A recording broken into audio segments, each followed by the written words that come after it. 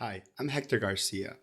I am an accountant and I've been working in my own business for about 10 years. But one of the most important things that I do is training. I do one on one training, I do web based training, I teach small groups in my classroom in Miami, I teach small, medium sized groups at clients' offices, I teach in large conferences, I teach in webinars. So I've been doing a lot of teaching and training through the years, and I have learned something really deep and insightful all this time that I've been training, but I've never really looked at it from a theoretical framework standpoint.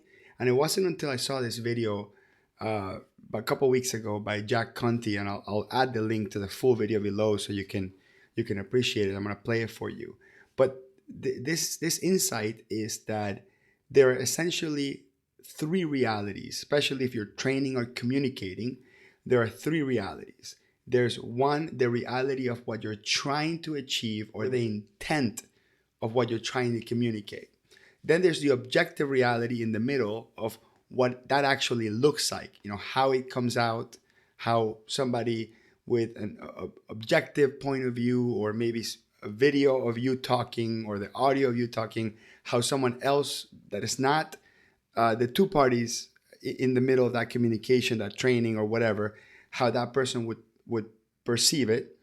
And then third, there is the impact that you actually cause on the person you're communicating to. So how they understand it, how they perceive it. So let me play the video, and then I'll kind of dive a little bit deeper in how I see this whole thing and what I have learned from it. So let me play the video for you. Or trying to be a manager or working on a project. Anytime you're dealing with other humans, this foundation, it just for me is like the most important resonant foundation, and it helps me every single day of my life. There are three realities. We think there's one reality. That's the thing you have to first get into your head, is we think this is real. And when you're talking with somebody that's real, your experience of reality is one of three. The other is the things that a camera or a microphone would capture. That is different than what you perceive. If you carry around a recorder and then listen to the recorder back, you'll remember that you heard things differently, and I thought the tone of their voice was different, and I thought they said something else. It turns out what you think a camera would record and capture is actually different than your perception. That one takes a while to really let it sink in, but man, when it does, it's mind-blowing. If you intend to say something nicely and you intend for it to be helpful, a camera or a microphone doesn't capture your intentions. There actually is like a very clear break between this first reality and the second reality. What's the third? The third reality, so there's intention, behavior, that's what a camera or microphone would see, impact. Impact is the effect that the things that a camera and microphone could see has on that third person. That's like how they respond to it, how it makes them feel, what goes on in their mind. The thing is, we think we have that information, but we don't. Often think they're just trying to blank, blank, blank. You don't know that. You may think you do, but 9 times out of 10, you're wrong. So that's okay. So the general concept is my intent of what I want to say or what I want to communicate. That's one reality, right? Which is, it's all based on my motives, stories, my perception of my specific experience as the trainer, as the teacher.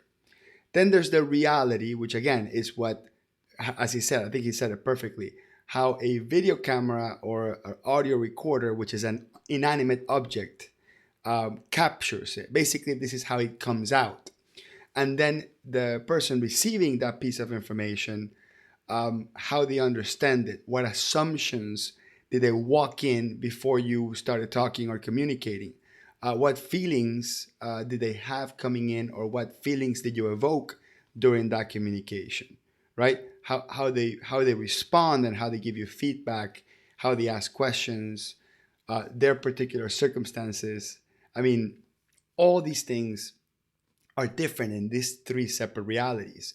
So when me as a trainer, when I walk in somewhere, I have the best intentions. I do. I always want to make sure that the other person understands everything that I'm saying.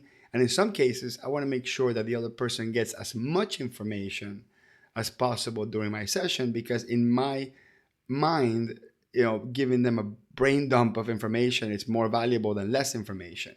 But if it's coming out wrong because maybe I'm speaking too fast, or it's coming out confusing because I'm adding way too many layers on it, and the other person's just not ready to receive that, whether it's because of their current skills and experience, or maybe you're adding way too much, that person is just not going to be impacted, or it may be impacted negatively. So your intention as the person communicating, and the impact that that communication has on the person receiving that communication, may not be aligned. If you ever align those two, you're having great communication. But it is almost impossible to align them 100%. There's always going to be biases that have to do with each individual person, on how they feel at the moment, how they perceive it, what agenda do they have, what other things are going on in their life. So I think it's just always important to know. And a lot of trainers say this. I like to put myself in somebody else's shoes, and that makes sense. I say that general concept makes sense, but it's just not taking everything at face value. Just because you achieved what you were going to achieve, which is communicating the entire content that you plan to do, that doesn't mean that was a successful communication. Just because the person tells you they understood, they nodded their head, it also doesn't mean it was a successful communication, right? Because that person could just be saying yes, and but not understanding it, but maybe they're fearful of telling you otherwise. So I've kind of learned that instinctively as I've sort of developed my own training and teaching skills and communication skills, but I never seen it in that specific framework. So now that I have that framework in mind, I have to make sure that before I judge whether my communication was successful, or my training or my teachings were successful, I have to make sure that I control what I can control, which is my intent. So I must control the fact that I am motivated to tell a good story, to communicate good information. I have to remove all commercial agendas from my mind, and I have to be excited, very involved, and very in the moment at communicating that content. So that's what I can control. Now, what I can't control, but I can improve over time, is my delivery of that. And in order for anyone to get better at that, you have to record yourself talking, record yourself teaching, even making videos in YouTube is something that helps me quite a bit. And I watch myself, and I go back to, what was my intent at that moment, and did that delivery come out right? And you may need a third party to somebody objective, of course, to come in and tell you, yep, it sounded like that was your intent, or maybe it didn't sound like was your intent, or maybe other pieces of the environment, your background, the tone of your voice, the clarity, your loudness, your body language, all those things could help um, culminate that intention that you have, or help add value to the intention you have of what you want to communicate, or it could hinder it. And then on the receiving end, that's something you can never control. You never know how the other person feels, what they understood. So it's incredibly important to create a platform in which people feel comfortable being honest with you and telling you, yes, I understood, no, I did not, dig deeper in here, or what did you mean by that? And that opens that channel of communication. So that's just an incredibly insightful thing that I never really uh, learned from a theoretical standpoint. It was just kind of innate in me to make sure that I was, quote, putting myself in somebody else's shoes. But then when I saw this video, it actually made sense when you actually break it down in those three elements. So that also leads me to another video that I saw, which can't remember which one it is, so I won't add a link to that. But someone was saying, check your ego at the front door, or somebody, and at the same time, later on, they were talking about it is so important to behave with humility. And then in some other part of what he was saying, he was talking about how important it is for you to walk in with confidence, so people feel that what you're communicating, it's real and it's exciting.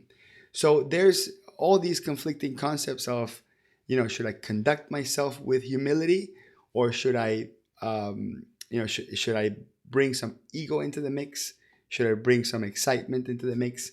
And I've been studying speakers for a while, and I noticed that the best speakers have two traits that are perfectly balanced.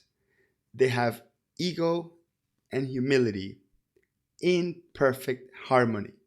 And I've been trying to understand, why both need to be present, because most people think that ego is a negative word. And I think that when most people use the word ego, they are trying to communicate something negative. But ego is confidence in yourself. Ego is pride on your achievements. And when you communicate something without saying the word ego, with confidence in your experience and pride in your achievements, people tend to highly connect with that, because that excites people, because that's real and that's success, and people are attracted to success. The problem is too much of that, then it becomes a turnoff. So the counterpart to that is then humility. What does humility do?